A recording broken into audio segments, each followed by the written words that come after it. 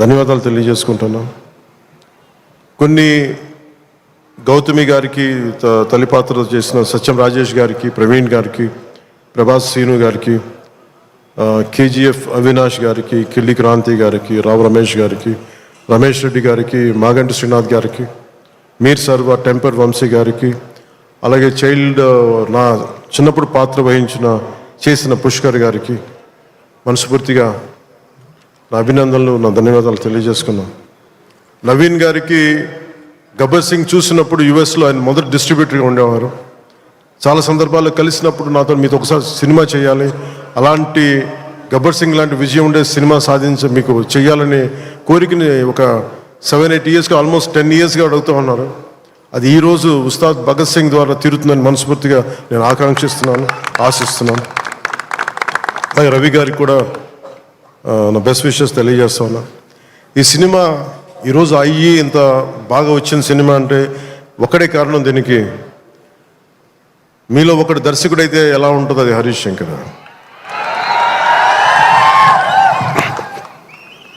అంటే హరీష్ గురించి చెప్పాలి అంటే తెలుగు చిత్ర పరిశ్రమకి ప్రాంతీయత, కులాలు ఇవే ఉండవు. ఈరోజు మన తెలంగాణ నేల నుంచి వచ్చినవాడు, కరీంనగర్ నుంచి వచ్చినాడు.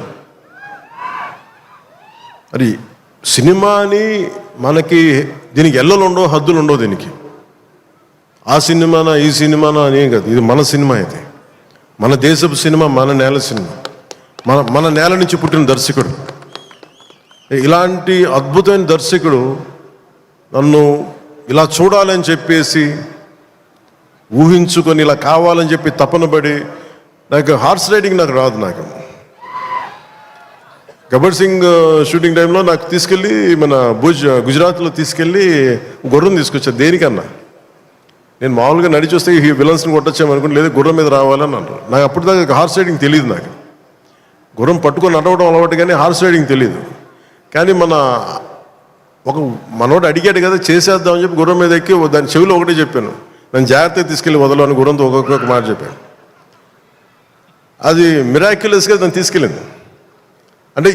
అంటే నన్ను ఎందుకు చెప్తున్నాను, ఇది మనిషి నన్ను ఎంత కోరుకున్నాడో నన్ను చాలా ఆశిస్తాడు.